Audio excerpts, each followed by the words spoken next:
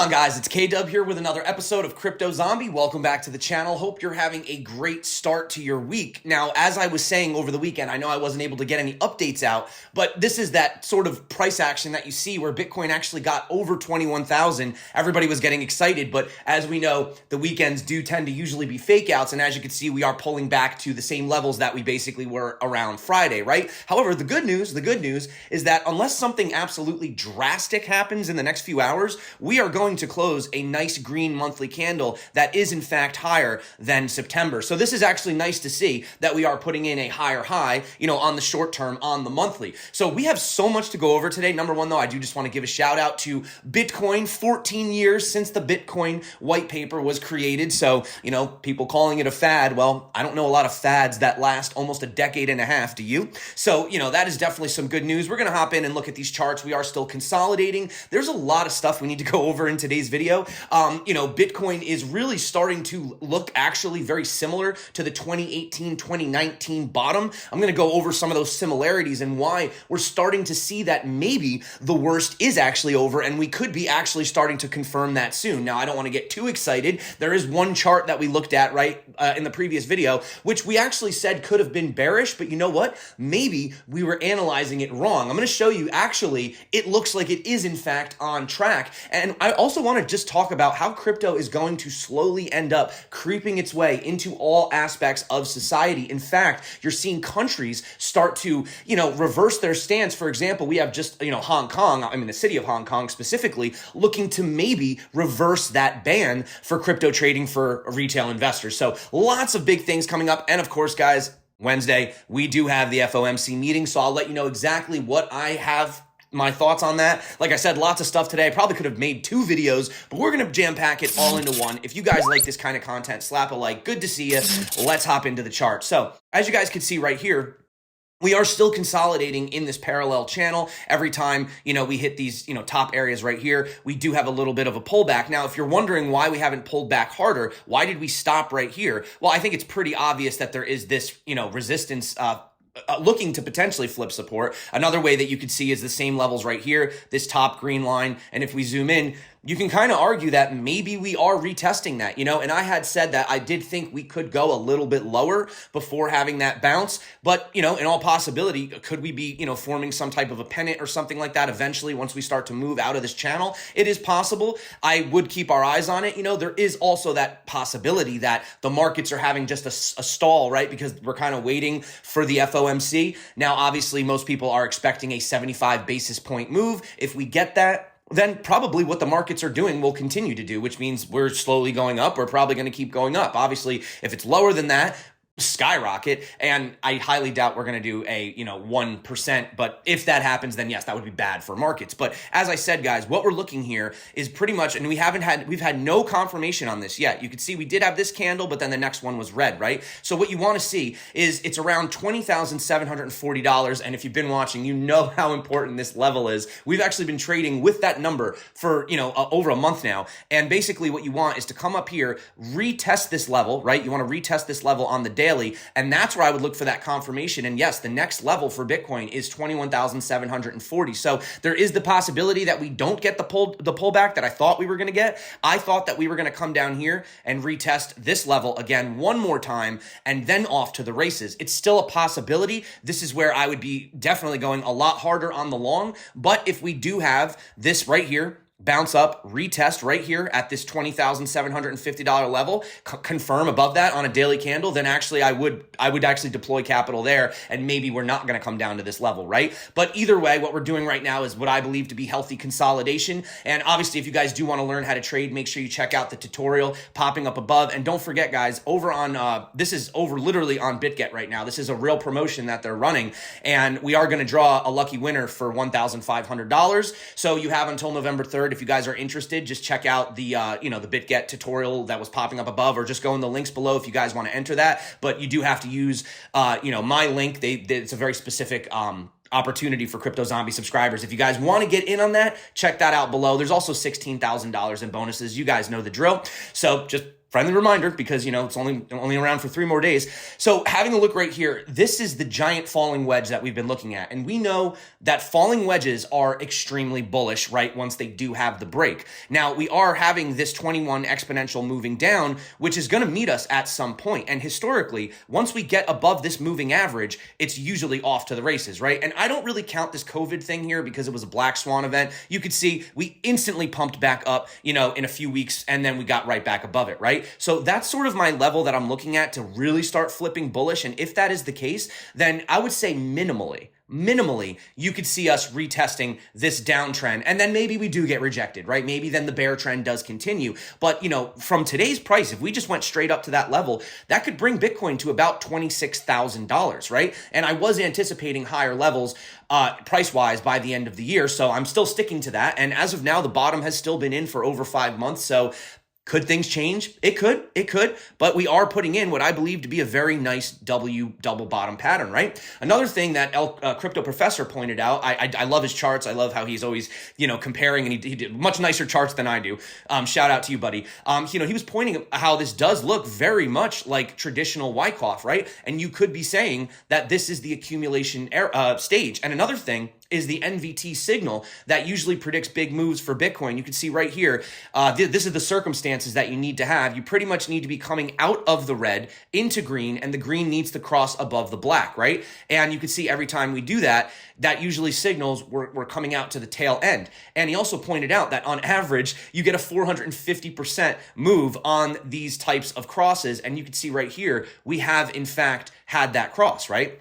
So that's just another possible signal. Now, something else I wanted to point out is what Glassnode was talking about in their report, saying that we're kind of almost mirroring the 2018-2019 bottoming process. Throughout the capitulation in early 2022, this accumulation trend right here, they say it indicates that significant accumulation by large entities has taken place, as well as the seizure of the recent bear market rally for exit liquidity. At present, this metric suggests an equilibrium structure in the market, which remains very similar to 2019, right? So this could also be another sign that we are seeing that bottom, we are seeing that accumulation, and you have to admit that the structures do look very similar. Now, everyone says, well, if Bitcoin, has this 85% drawdown, then we have to have the same thing now. But you have to also understand that with the diminishing returns to the upside, we're also seeing potentially diminishing drawdowns, right? As in we're not going to get as big of crashes as we used to get. You can see right here, 2017 to 2020, from this baseline, like Stock Money Lizards pointed out, we had a 213% move to the top and then a 15% drop at the tail end. But if you look here, we had only 136% move from the baseline and a 40% drop thus far. So people said, well, how come we didn't drop 50%? Well, we didn't drop 50% the same way that we didn't pump 213%.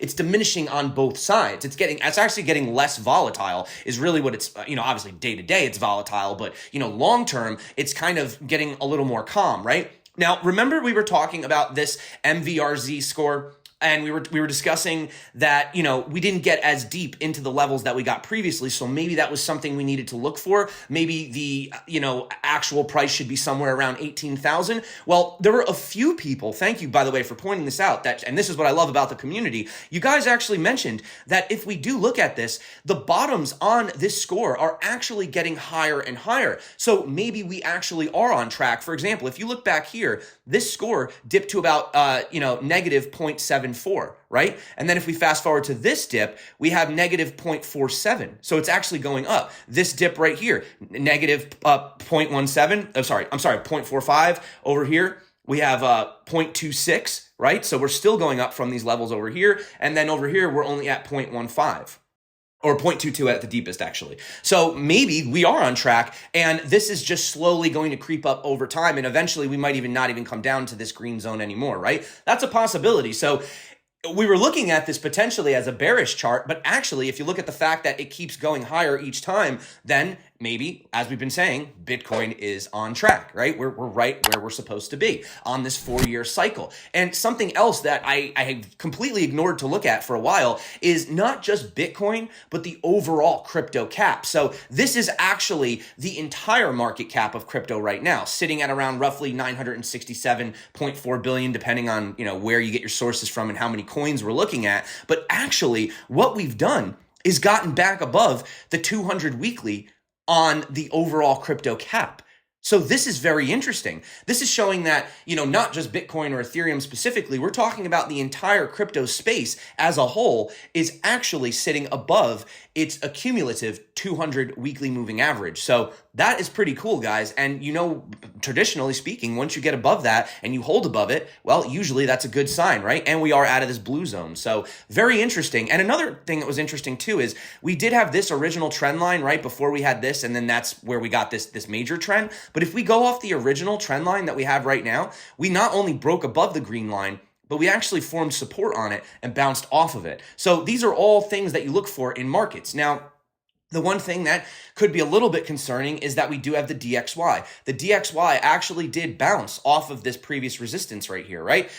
So what does this mean leading into the FOMC? Well, does it mean that now the dollar is just going to absolutely skyrocket? Well, the thing is as we've talked about before, there's really only one thing that investors don't like the most, and that's uncertainty, right? You can price in bad news. You can price in good news if you know that either one is coming. But if you don't know what's coming, that's when markets get a little crazy. Most people are anticipating a 75 basis point, raise, right? This is what everyone is expecting. So if that's what we get, then the markets are probably just going to continue doing what they're doing anyway, which obviously you can see right now, a short-term uptrend is in effect. And I do believe that we were well overdue for this rally. And I could see this rally, like I said, going to the end of the year. Not saying we're going to put it a new all-time high, but we could get up to like that 26 level, maybe even break through it, retest it. 30 is a possibility. I don't know if we'll go that high this year, but it is all very possible.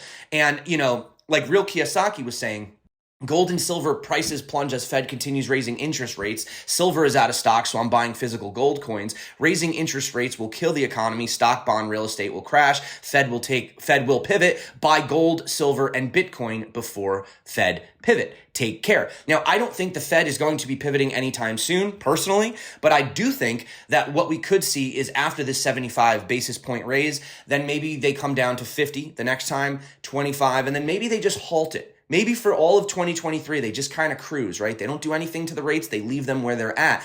And historically, once they pause and they stop, there is usually that adjustment period, and you do see the appetite for risk assets coming back on, right? I mean, obviously, we do need to listen to maybe the tone of Powell's voice. Maybe he'll give some hints as to how hawkish or dovish they are. Obviously, don't try to trade the event.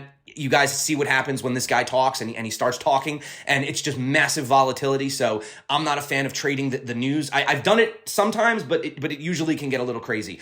So do be careful with that, guys. But talking about Brian Armstrong, he was saying that he could see in the next 5 or 10, he's the CEO of Coinbase, if you guys don't know, he could see in the next 5 or 10 years, the crypto economy really becoming a bigger percentage of the global GDP, that people will actually flee to Bitcoin as a sort of new gold, if you will. Now, he says that hasn't happened yet. He says it hasn't happened yet. Not on the scale that we would like to see, but I am disagreeing because we are seeing it. We've seen the highest correlation between Bitcoin and gold recently. We saw the British pound sterling fall, and we saw the highest amount of purchasing using the British pound. So I'm seeing this happen slowly over time. It's not, as big as we'd like it to be, but he said that he overestimated the chance of Bitcoin acting as a hedge against inflation. I thought it might draw more attention to Bitcoin in this environment, but it looks like we're still a little too early. So you can kind of take this with a grain of salt. One, if we really are still early, then hey, that's great for all of us watching right now. We're definitely in before the big guys. But at the same time, it was acting as an inflation hedge. Like, people are like, oh, why is it falling right now? Because they're fighting inflation. They are trying to bring inflation down aggressively, hawkishly. That's why we've seen all of these liquidation events happening. It's not that people are selling Bitcoin because they don't believe in it. They had to sell because they got liquidated. Celsius, right? Voyager, Three Arrows Capital, right? They got liquidated, literally. So that means you have to sell. You're forced into selling. You don't have a choice, right? Time is different now, right? That was the major capitulation. So this, to me, I don't know, take it with a grain of salt, guys. But like Charles Hoskinson, he was going into this thing talking about the president of Brazil. But basically, he said crypto is about to get a lot of adoption as sovereign currencies fall. Now, this is pretty big news in my opinion, but Hong Kong officials have confirmed interest in lifting the ban on retail crypto trading amid plans to bolster economic growth via the digital asset sector. So could we start to see, these guys changing their tune and starting to actually embrace Bitcoin and cryptocurrencies? The Financial Service and Treasury Bureau of Hong Kong said that the local security regulators will conduct a public consultation on restoring suitable crypto access for retail investors. And check this out, it could also introduce ETFs for digital assets to its market. They say we recognize the increasing acceptance of digital assets as a vehicle investment allocation by global investors, be they institutional or individual. Obviously, they are concerned, they want to take a cautious approach, and the drill, anti-money laundering, all that stuff. But ultimately, this is very interesting to see, right? I mean, what's next? China lets the miners back in, right? I mean, who knows what this could do? This could just be the very beginning of the floodgates starting to open again. And I don't know if you guys have been following what's happening on Twitter. Elon Musk, the deal finally went through, and we had CZ over at Binance actually doing a $500 million investment. And I do want to just play the beginning of this clip, because this is where it's, you're seeing obviously Elon Musk be crypto friendly, and I'm sure you guys saw Dogecoin pumping. If you got in on that trade, congratulations. I missed it, but I should have known. Of course, that is a news event. But, he goes on to basically explain that, they want that freedom of speech. And, Bitcoin really kind of is freedom of speech, right? Tell us how the deal came together in terms of why you decided to invest with him. Well, the deal was put together a few months back. Elon was buying, not buying it, and we haven't changed our position. There are many reasons for supporting the deal. Twitter is a free speech platform, which is global, which is extremely important. We want to support strong entrepreneurs. Elon Musk is a very strong entrepreneur. Twitter is a tool that I use personally very heavily. So, and we want to make sure that crypto has a seat at the table when it comes to free speech. So, and there are more tactical things, like we want to help bring Twitter into Web3 when they're ready. And we want to help solve those immediate problems, like, as you just mentioned earlier, charging for memberships, etc. That can be done very easily globally using cryptocurrencies as a means of payments. And here's another asset manager that's also getting involved. So we're seeing, Hong Kong, they're changing their view on it. Maybe we have some of these other places start to change their view. Maybe India gets a little clearer with their regulation, or I don't know, they ban it like every other week. But you can see right here, we have yet another asset manager getting into the space as part of a big drive by one of the world's top asset managers to offer cryptocurrency to institutional investors. Apollo Global Management Incorporated, with $515 billion in assets under management, has begun storing crypto on behalf of their clients. Also, you have Diogo Monica. He's the president of Anchorage Digital, which is a crypto firm that holds a national trust bank charter from the Office of the Comptroller of Currency, said, "It's the validation of this incessant drumbeat that crypto is here to stay. This is a very long-term horizon process and technology. And for the large institutions, it doesn't really matter that there is volatility short term." So if we are truly having this Wyckoff sort of accumulation and all of these patterns are lining up, and we take this as everything being on track, then I do feel bad for the bears. I mean, hey, you guys had your 70% drawdown, right? And, we're trying to go with this narrative FUD, but ultimately, it looks like I said, Bitcoin is just simply continuing on track, and, could we have a little bit of a fake out like we did back here? Absolutely. Anything can happen. But for the most part, it does appear that we are attempting to build a nice market structure. Now, anything could get invalidated. I'm not a crystal ball reader, but as I can see things right now, it looks like we are where we're supposed to be, when we're supposed to be there, and we're right on track, right? So that's it for me today, guys. Thank you so much for coming back to the channel. There is that possibility that it might be a little bit boring leading into Wednesday.